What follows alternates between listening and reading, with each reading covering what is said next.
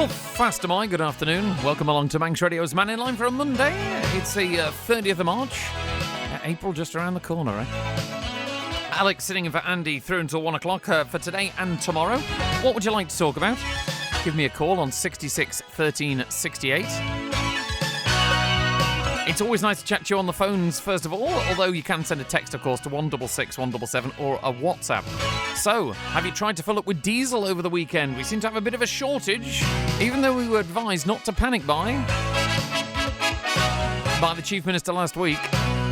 We've had a bit of a shortage, however. Looking over the weekend, 2 of Spa's 5 forecourts were out of diesel, and the retailers were urging motorists over the weekend to avoid refilling if possible until a delivery was received. And Spa said that they were having to limit customers to £20 worth of diesel after stocks ran low. I know I was in Ramsey yesterday and there was a shortage, also in Onken as well, that... They are looking for a tanker that was carrying fuel to have arrived over the weekend. However, we've just seen an update, as you heard in the news. Station Garage in Castletown has stated that they're going to be receiving a small top-up of diesel this afternoon, around about 1:30, 2 o'clock-ish. But they say, sorry about the price, because it will be £1.85.9 per litre. Now, to give you some idea... okay, of that price increase, we're talking about approximately 50p more per litre. Now, if you've got a 45-litre car, on average, doing some of the sums here, that will cost you an extra £22.50 on average to fill up your car. Okay, so an extra £22.50 per fill-up. Potentially is how much more it's going to cost. That is the price rises that we are possibly going to see. We haven't heard anything on petrol yet, but diesel seems to be the one we've run out of. Okay, now I know full well that the Mannin Line is normally a hotbed of conversation when it comes to whether we should be going down the green renewables route, or it's just some people's opinion that it's a con to make money and we should be relying on fossil fuels and the technology we already have. If you've got an electric car, possibly in the next week or so, you're going to be sitting pretty in comparison with what a diesel driver might be paying at the pumps. Okay, is it a bit of a wake-up call, or is it something that is always out of our control because of world events and the war in Iran, etc.? So, if you've got a diesel car, what's your thoughts on this? Let me know. 66 13 68, or send me a text to 166 177 or WhatsApp. I'd love to hear your opinions on this story. Did you have a problem over the weekend?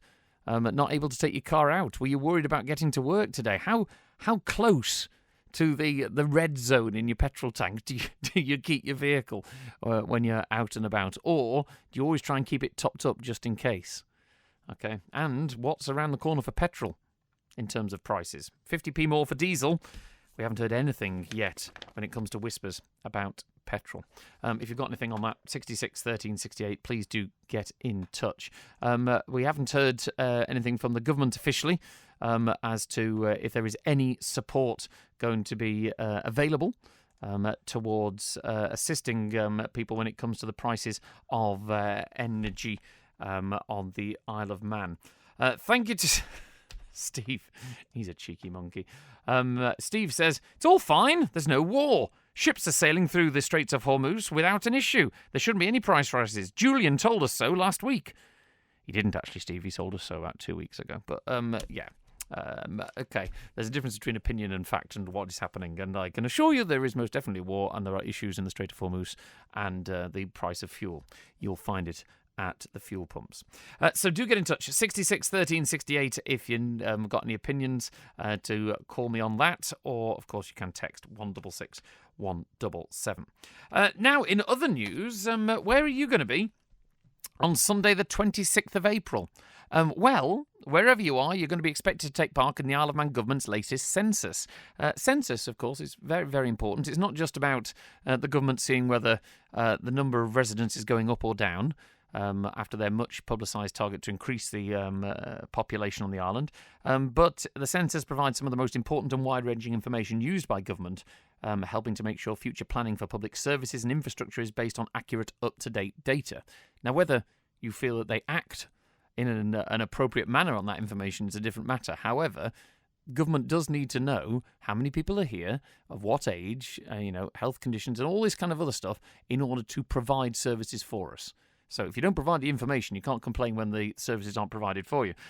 So this is going to be happening on Sunday, the 26th of April. And the Cabinet Officer Minister David Ashford, MHK, was speaking to Simon Richardson and explains why the census is a vital exercise for the government. It's not just important to government, but also to the private sector on the island as well, for businesses to be able to plan for the way that we deliver public services, and also businesses provide private services to our community. It allows them to look at the population in detail. It provides information around the type of community that we are, and allows us to direct resources and services accordingly. How often do they take place? So this is an interim census. The main census is once every 10 years. I think the first interim census was 1976, and we've been doing them ever since.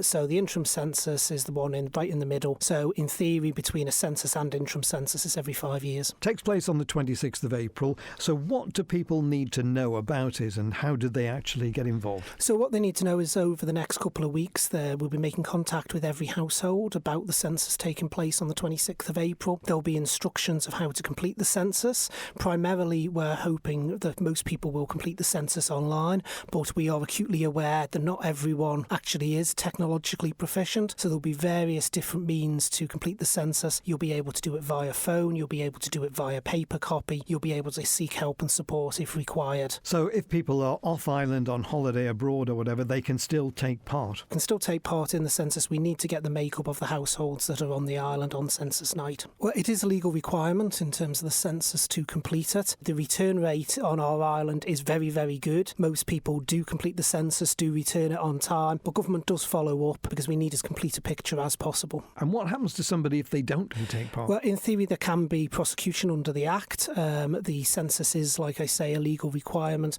because it is absolutely essential information that we're seeking. And as far as this interim is concerned, the number of questions you ask is I think, fewer than you would for a full census every 10 years. Most definitely. The full census every 10 years is a very wide-ranging document looking pretty much at every aspect of island life. The interim census is much more around population count, the makeup of population and where that population's based. Do you find when you do a census that sometimes the findings are not in line with what is perceived to be the situation? I think that's always the case because various data sources you might have from government and the private sector in between censuses, you might get one impression and then the census itself shows something completely different. That was certainly the case in the mid-90s, where I think it was felt that the population was growing quicker than it was. Came quite a surprise, I think it was the 1996 interim census when that came out, that things weren't showing quite the way that the government at the time thought it would. The Cabinet Officer Minister David Ashford, MHK, they're talking about the census taking place on the 26th of April. Will you be here? Will you be making sure, as he says, it's a legal requirement, that you put all the information on there?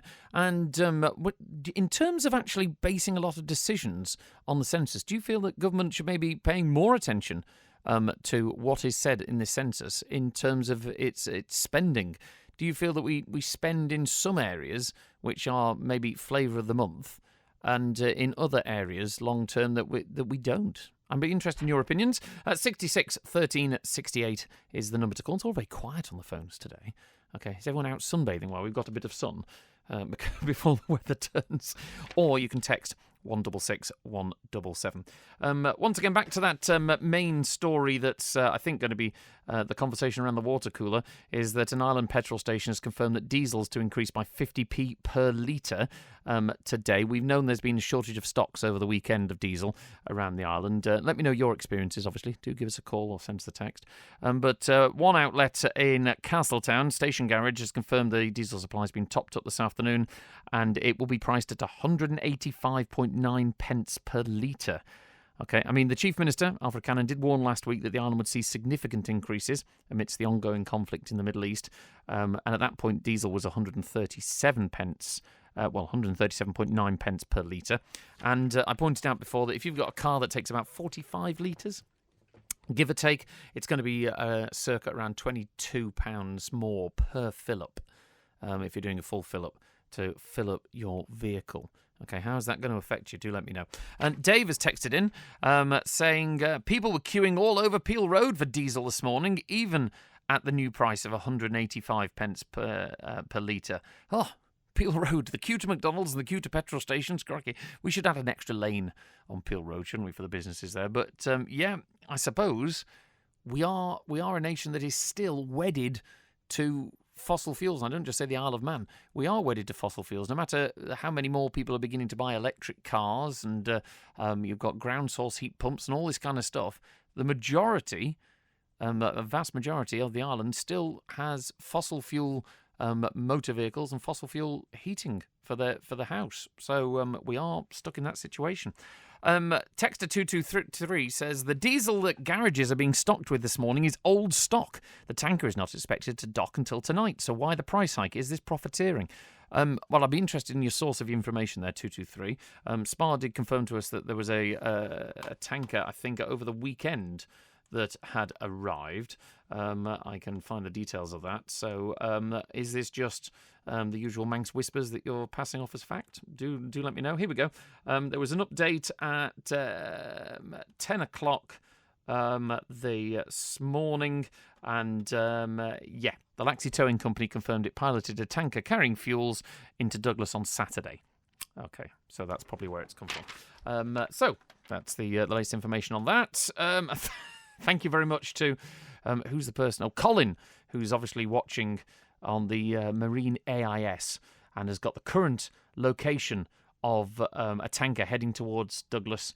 And it says it's going to be here circa, it says, oh, no, it was yesterday that photo was taken. So thank you very much, Colin. Let's talk to Bonzo, who's on the line, wants to talk about fuel. Good afternoon, Bonzo. Hello. I thought I'd stop you feeling lonely. It's very kind of you. Thank you very much. So, fuel prices, what's your take on it? Well, hardly surprising, and I'm sad to say this is where it starts rather than where it finishes. Because we're not simply talking about diesel and petrol. Okay, I mean, that's diesel, I believe, has sort of roughly doubled, as has so heating oil and liquid petroleum gas, and also fertilizer, which is made largely from sort of petrochemical byproduct. And I suppose then, Bonzo, to follow that to its logical conclusion, that if fertilizer goes up, that means the cost of food in turn is going to go up from the back of that, isn't it? Absolutely. And that's notwithstanding. Well, that's notwithstanding it because there's a component of it. Because, of course, the farmer has his diesel in order to plough things, move things around and plant stuff, puts the fertilizer on the ground in order to make the stuff grow. But then that's bought by, let's say, the supermarkets, who then transport it to wherever and then package and process and whatever, and then transport it again to wherever it is. And so all that fuel and transportation cost gets then added on. So the act from the farm gate price to the how much it is on the shelf, it kind of amplifies greatly. And some of the crops that are being discussed as being at risk are wheat, because of the conditions that we've been having, and also because the amount of fertilizer it seems to need, that for its volume, that doesn't produce enough profit. So we see, obviously, Bonzo, that this all has this ongoing knock-on effect. What can we do about it? Because locally, I know full well people will turn around and say, what's the government doing about it? But realistically, what can we do about it? Or I will tap into the argument that I know is going to come up. If we had gone a bit more on the renewable bent in terms of electricity and things like this, would certain aspects, not all of it, obviously, but the certain aspects of this price increase be softened? Yeah, well, that's the first thing about renewables.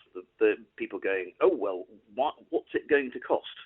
A kilowatt hour or whatever. The point of renewables at first is to stabilize prices. to stop them going up very much, or ideally stop them going up at all, because then you can vary the contribution that renewables make towards the overall generating mix. With regards to if gas is more expensive, you can use a bit more in the way of renewables. If it's not windy, then sort of vice versa. So using that, it can help stabilise the price, and eventually, in a relatively short time, once you've sort of paid off the capital costs and stuff, if we're talking about Eriesdale, then it can contribute to perhaps even lowering prices. But I think the first thing to think about is to stop prices going up any more than they will do. And they will do, because there is very little that we can do. The major things that affect the price at the pumps, for example, or with your heating oil, etc., VAT and fuel duties.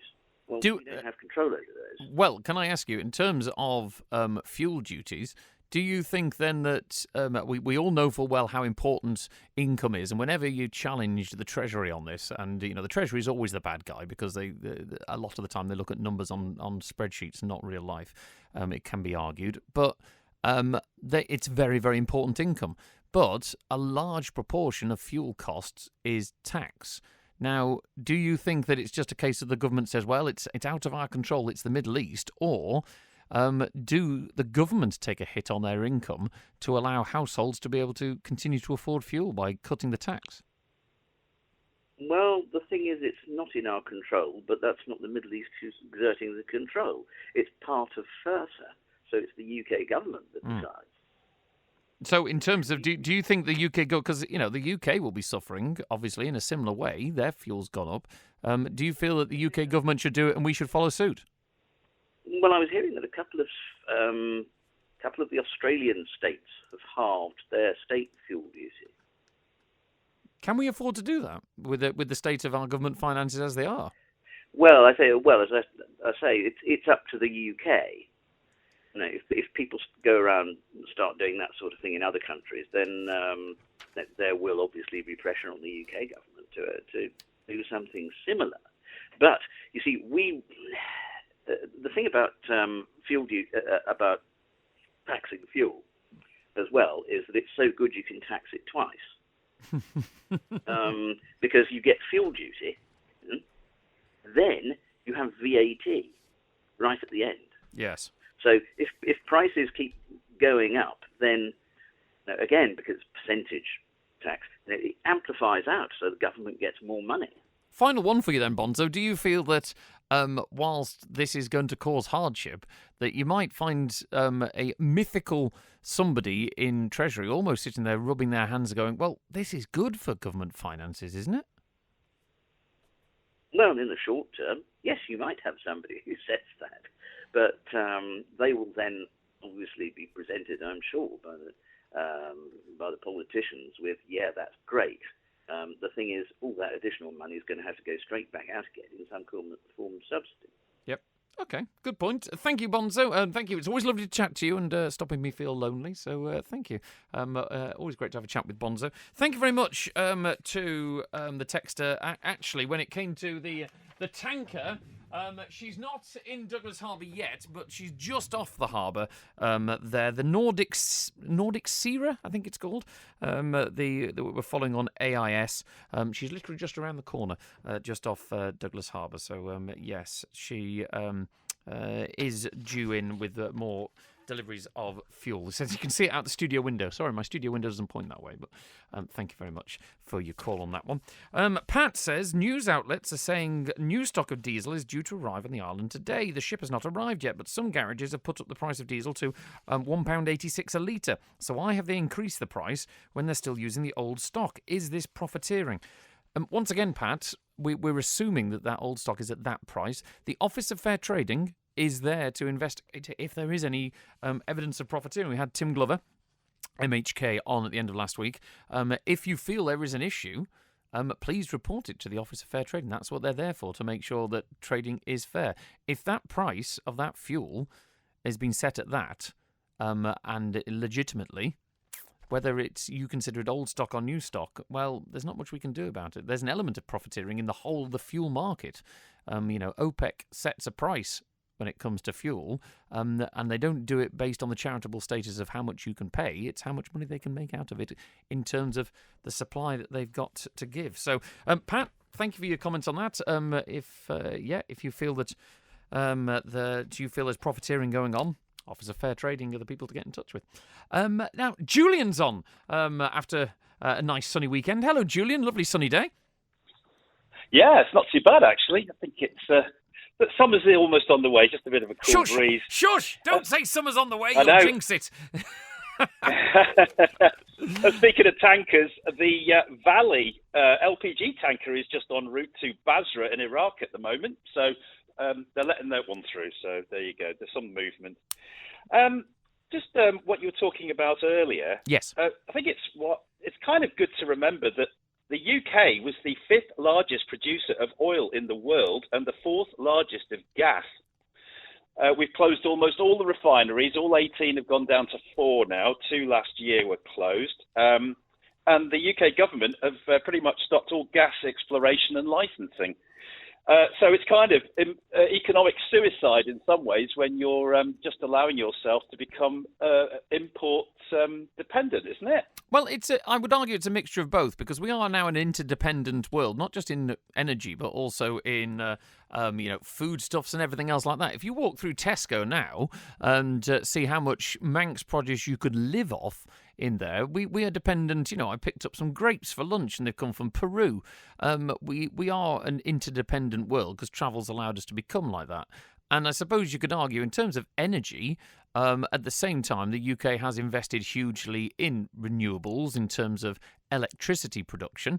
And of course, someone's sent in a text when I've said about if you've got an electric car today, it's a lot cheaper than filling up with diesel. But yes, the electricity is still produced by fossil fuels, hydrocarbons, whatever you want to call them. And I suppose at some point, someone's turned around and gone, well, the bigger picture and the long-term picture is that we want to have renewables and we don't want to be digging the hydrocarbons out the ground. So I suppose there's arguments on both sides. Yeah, but, isn't our fuel duty almost 40%?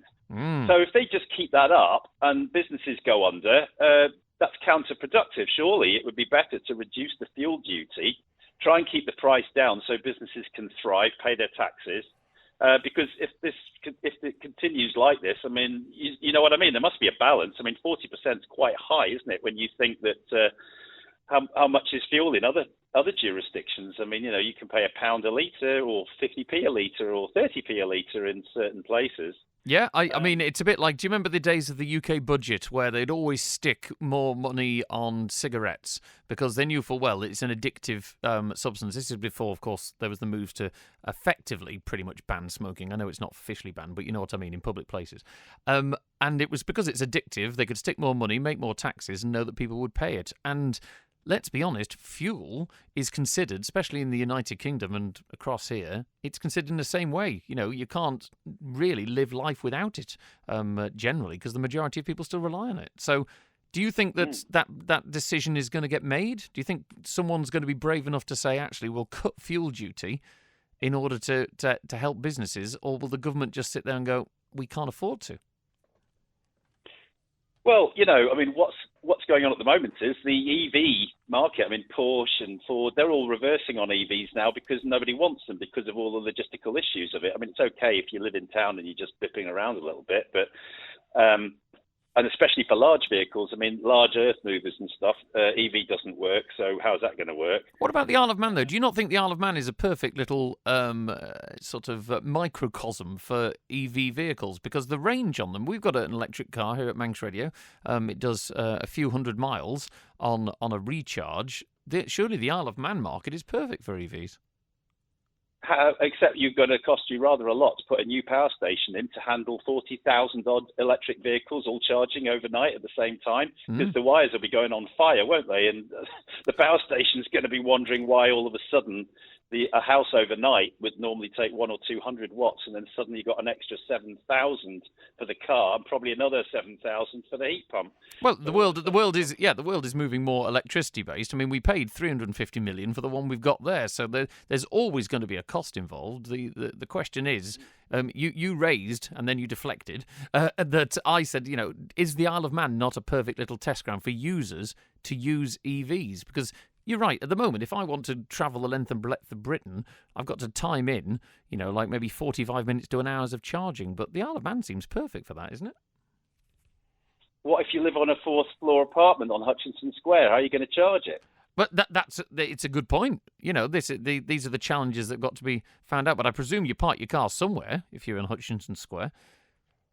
Yeah, but think of the infrastructure. Think of all the digging up you're going to have to do to put charging points in every street in the whole island. I mean, how much copper is that going to have to be mined? And, we're talking about renewables.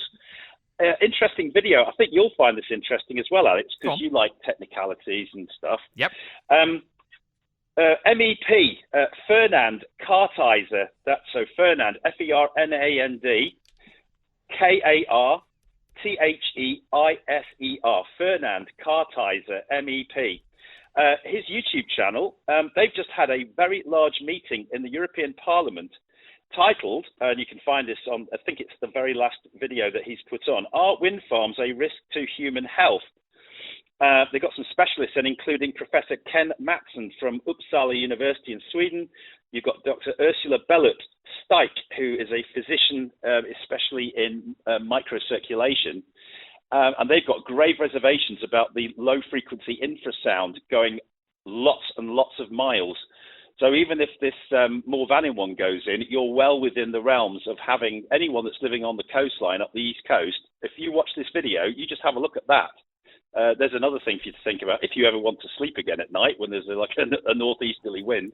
Well, in fairness, you should also point out here that when it comes to things on YouTube, once again, people are not regulated on YouTube and checked for facts. And, the internet will play to your subconscious bias because things like, Ferdinand Kartheiser, a simple search on him shows that he was actually expelled from the European Conservative Party because of his links with Russia. So, there is two sides to every story. So you say there, he has questioned whether they are good or bad for your health, but also that so is burning diesel fuel and burning natural gas. The toxins from that are bad for people's health. So everything, I think, we have to accept is a balance. There is no perfect solution out there of where we're going to be able to produce, even solar power. I'm sure the making of the solar panels have some level of toxicity, easy for me to say, involved. And I suppose it's whichever you pick is the lesser of the evils, isn't it? Well, what I'd really like is an engineer from the MUA, from the power station, to come on the Mannin Line. That would be great.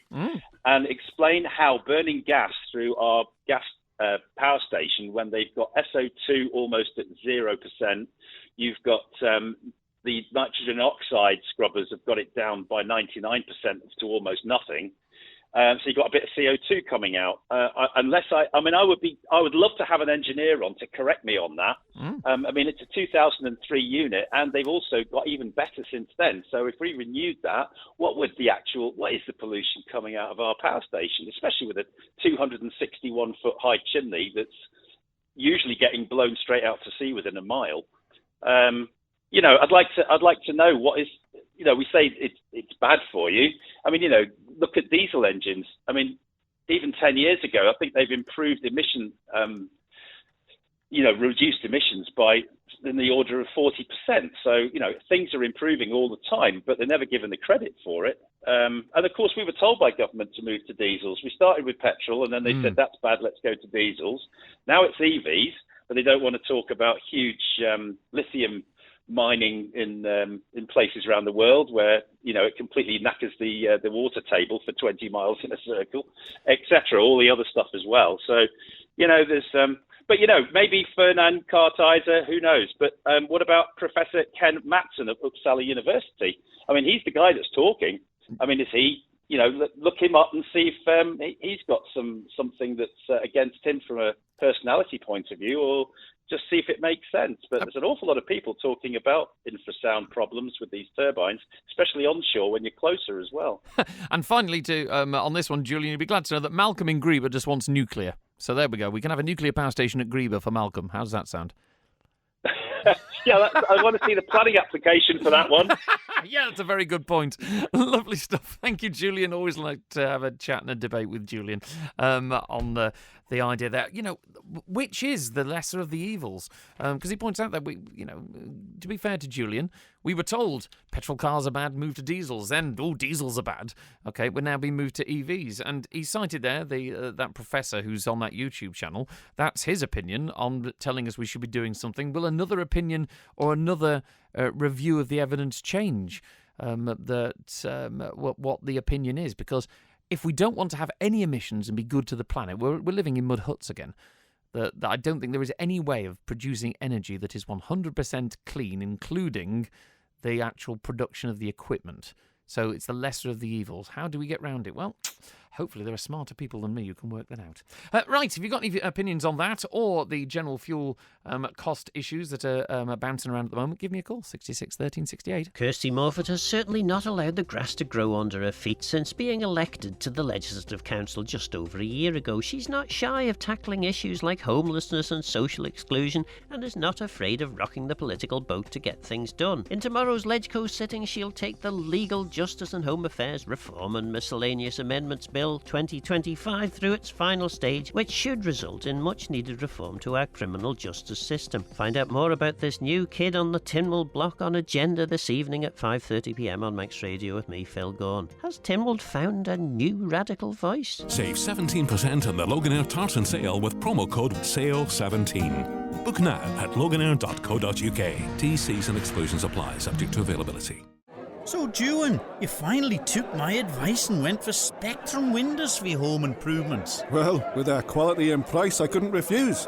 Along with great service from planning to completion, you get all the latest innovations in roofing and glazing. Oh, Juan, don't tell the missus that yours are better than ours. Oh, don't worry, Jeffrey. Yours still look as good as new. They're still A-rated and are guaranteed for 10 years. Visit Spectrum Windows, the showroom, Derby Road, Ramsey, or call 817777. TE Carbon provide new memorial stones, grave renovations, new inscriptions and fire hearths. Visit us at Hope Street, Castletown, or at Broadway, Douglas, or call 844 440. TE Carbon, here when you need us. For a wide range of wood-burning stoves and a complete installation service, visit The Snug in Ramsey. And we don't stop there. Kiln-dried firewood and full aftercare service, including chimney sweeps and maintenance. Call The Snug in Ramsey. From the 31st of March, vehicle and driver services will no longer be available at the post office. For driving, vehicle or licence updates, you'll be able to do most through online services. Support for digital assistance will be available at the Vehicle Test Centre, the new Get Online Centre at the Sea Terminal and some community hubs from March 31st. For details, visit gov.im/driving and register for online services at services.gov.im.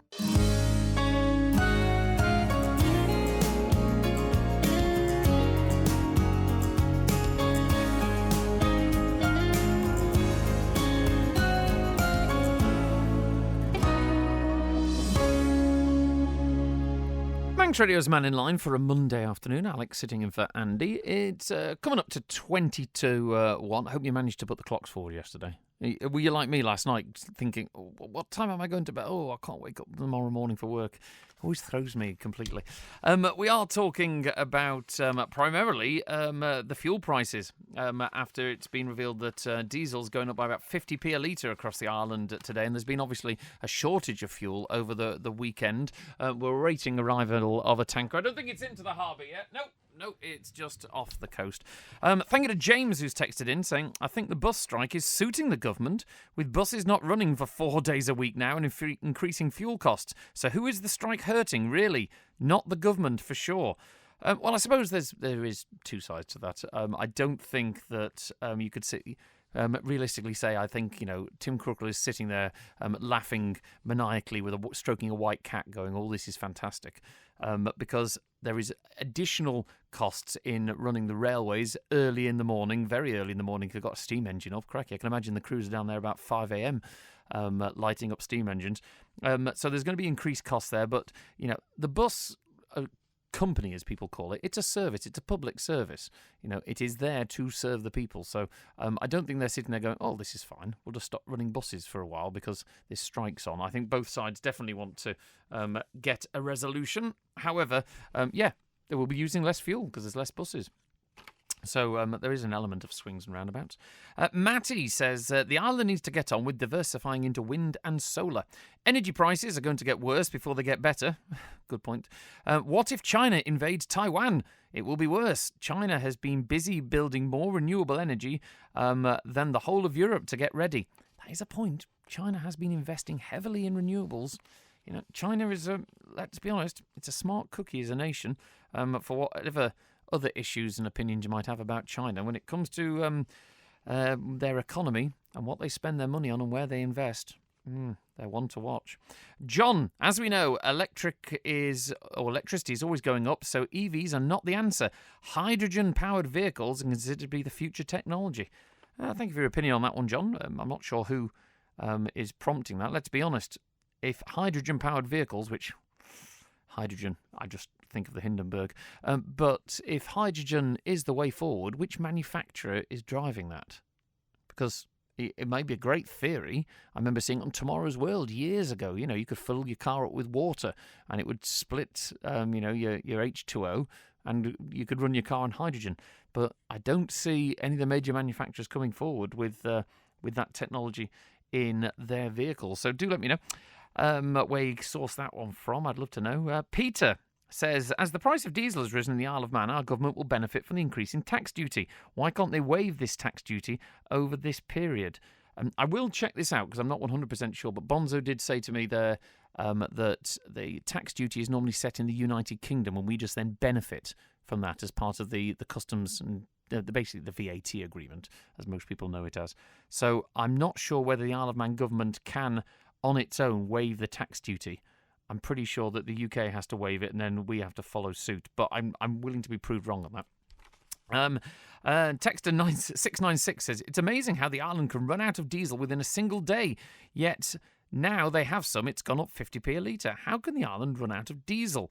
That in itself has to be looked into by government. To me, it's a case of companies supplying their forecourts, holding on to their reserves, and then making a killing on the price rise for the stock they've stored away.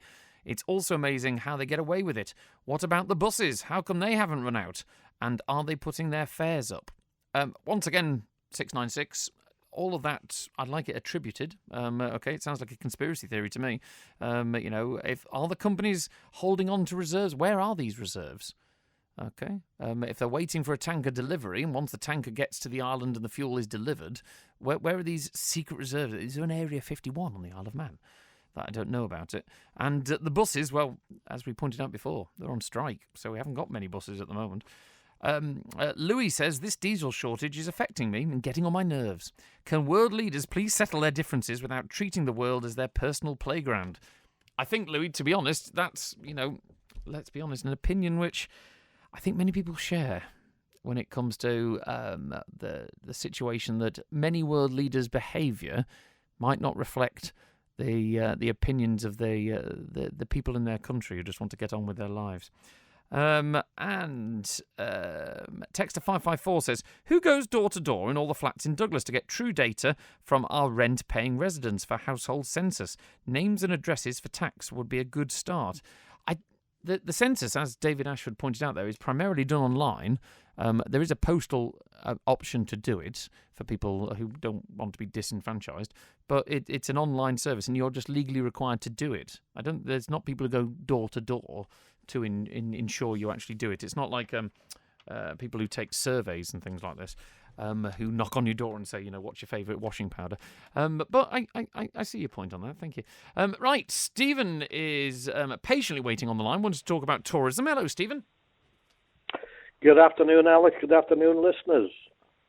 I just posed the question to see, possibly is anybody listening, Would this be an opportune time now to have I suppose it would be a late season advertising campaign, I'm sure they've done some, to remind people that, to borrow our old slogan that we used to have, to come abroad to the Isle of Man, it's a safe place to visit. It won't have all the problems of flying anywhere. And we've got a lot to offer with our heritage railways and our other heritage attractions. And this would be a place for people to come. It's safe. It's within the UK. And we could have a good advertising campaign, and we may get some good results. I just pose that question. I think you've got a point, Stephen. I mean, I would have imagined looking at... I've seen some adverts online over the weekend that Visit Isle of Man do, and I think, yes, it is...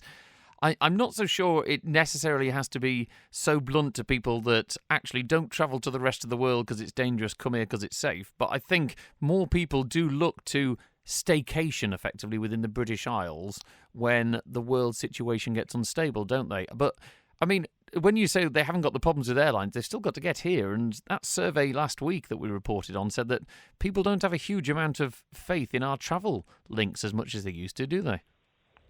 Well, I think a lot of that problems of the travel links has been due to the winter weather, and we were always told by the climatologists that there will be more extremes of weather within the cycle, and we're getting that. And I would hope that come the more summertime, when there's less high winds, which will affect the big boat in the bay, the Manxman going into Heysham and Douglas. So I don't think we would have those same problems, and I'm sure that I would hope that by now they're working their way through the problems of the air traffic controllers at the airport. If not, there should be definitely questions to find out why. So I think some of those issues are a lot down to weather. I don't think we have them within the calmer summer period, do we? But I don't notice the same number of cancellations of the ferries when it's within the summer season. So I think, just to recap, some of those problems are from the winter period. Okay. And Stephen, in terms of do you feel that whilst we do push ourselves as an island, we don't have a department for tourism anymore, and it always seems to be the death knell of anything if the government decides to get rid of a department for something, in the same way that, Manx Radio doesn't and other island media can't liaise with government directly because we don't have a department for like media, culture and sport over here like the UK does. Do you feel that we almost we're like recovering from being bullied or something like this, that we don't dare shout about how great we are as a tourism destination because we've almost accepted that, well, we no longer have the balmy days of tourism, so almost embarrassed to yell about what is great about our island because it's not as busy as it used to be? Well, I think two things. Tourism is essential for the island in order to provide the things that we normally wouldn't have, which you can go and visit within the UK. You can get your train or you can drive up the motorway. So I think in order to make the island a great place to live and work, we do need tourism. And I do agree with what you seem to be saying, is that we need a department devoted to tourism that would have a voice within the Council of Ministers, because I think for far too long the money that the Department of Enterprise has been allocated is going on things which are not directly helpful for tourism, such as luxury development. So I think definitely we should reinstate the Department for Tourism and the Minister for Tourism to give us a voice within the Council of Ministers. I think that's essential if we're going to make it better, because one of the big things you read about from certainly the younger people is they say there's not a lot here for them to enjoy by way of a social life. So I do think that tourism would help that. That would solve that problem by having more activities for the tourists, and would help local people as well. Good point. Thank you very much. To achieve that is another problem. Oh, well, of course. But that's why people who are paid more than you and I, Stephen, are in those jobs to work that stuff out, surely. Well, sadly, they don't seem to be looking at these issues. It's something, could you even consider, for example, that the government would be considering stopping the tram line from Laxey to Ramsey? You hear these strange stories. Could you believe that when the horse trams the Promenade Roadway scheme was carried out, that the trams wouldn't continue to go to the sea terminal? Some of these things that you think you don't need to complain about or investigate, because you think to yourself, oh no, they couldn't possibly not do that. But then, lo and behold, you find out they do, and in some cases they consider it. So I do think we do definitely need somebody in tourism who looks at these issues. Yeah, and also possibly, as when it comes to some of the idiotic examples you mentioned there, a strong political hand to demand the scalps of the officers who actually come up with these idiotic ideas as well. You'd imagine, who actually, But you would hope so. Yeah. You would definitely hope that somebody would be held responsible when it all goes wrong. But sadly, it doesn't seem to happen, does it, Stephen, a lot of the time? So maybe, as everyone always says, maybe after September, we might have some new people in there with stronger arms and stronger fists who bring them to heel, as it were, in the executive. Well, maybe people who are cleverer than you and I could introduce a checklist for the voters to ask. And possibly within that checklist, it could be, do you support tourism? Would you support an extra, even if we had to create, we've had Minister Kruko, who had a minister without portfolio. Well, it would have been ideal for somebody to be created Minister for Tourism and possibly do away with the Department of Enterprise. I don't know, but I think these things have got to be considered. Didn't they consider for a time in the early part of this administration that the DOI was too big, and they were going to look at carving that up? Yep. And then you have to consider, why is it that within the Department for Education they have some of the best tourist attractions on the island, which is the Department of Education, Culture and Leisure? Yep. So it all seems to be very peculiar how these departments are set up. Nothing seems to work for anybody, really. Well, the Chief Minister did say years ago that we were going to be carving up the DOI, and nothing happens, which makes you wonder, once again, the DOI mafia, who's the person who sits there going, actually, behind the scenes, no, that's not going to happen. And because they did say the department was too big and unwieldy, yet nothing has been done. Well, yes, and I think if you go back to the original concept for the Promenade Road Scheme, I like to call it the road scheme because a promenade is where people walk.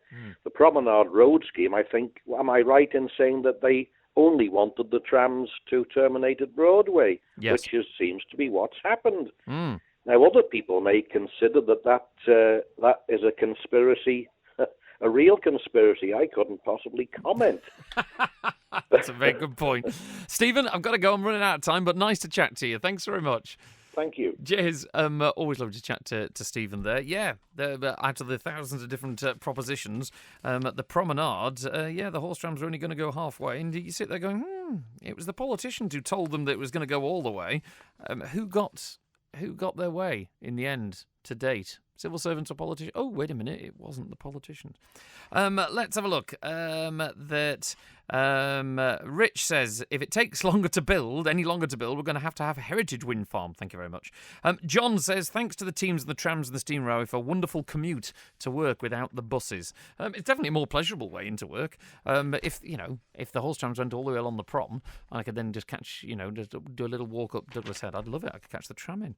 Thank you to Rich, who says, apparently in the last session of Tynwald, Alf Cannon was asking if anyone still had Kroger's number. You can see why now. Did he say that? Or give me some context into that. I don't think he was just going to ring up Kroger and say, fuel prices are going up, can you just drill some gas for us? Just as a bit of a favour. But thank you very much for that. There was a point saying it's £385 for a car and two to get off, £395 for a car and driver to get to Heysham. Who's going to come here at those prices, says Tam. That is an issue. with a government-owned ferry company, are the government using it as a cash cow? Or should they turn around and go, it should be a bigger economic boost by getting people here and slashing the prices? Okay, and that's the opposite. You normally find that government acts in its own best interest in terms of the income, which is why your prices are still high. Thank you to CB, who says 1 acre of land can produce up to 500 litres of rapeseed oil that can be used for diesel fuel, 100% renewable energy. I don't think it's going to get here, though, by this afternoon. That's part of the problem. Government could help commuters by allowing free bus travel in April rather than spending money on supporting people to meet fuel prices. It shouldn't cost more as buses. They already run on routes half empty. Some would possibly argue not at the moment because there's a bus strike on, but I can see your point. Also, why haven't the trains changed their timetables to accommodate people coming in and out of town? At a time of crisis, which this could get worse, the government should step up to the plate. Baz, sorry Baz, we fact-checked this. You're talking nonsense. Because there has been a number of timetable changes. The steam trains and the Manx Electric Railway are all running commuter services early in the morning and later on in the evenings. More details, you'll find the stories on manxradio.com, and of course just go to the timetables at rail.im and you'll find them on there. So Baz, the railways have stepped up for that. And thank you to Gaz, who also says that no doubt bus fares will be put up at a time when more people might actually use the buses due to fuel availability and cost issues. Well, I suppose someone's got to pay for that higher fuel, Gaz. Thank you very much for your company this afternoon. I shall be back tomorrow. Christy D is up next with 1 to 3. Have a wonderful Monday afternoon.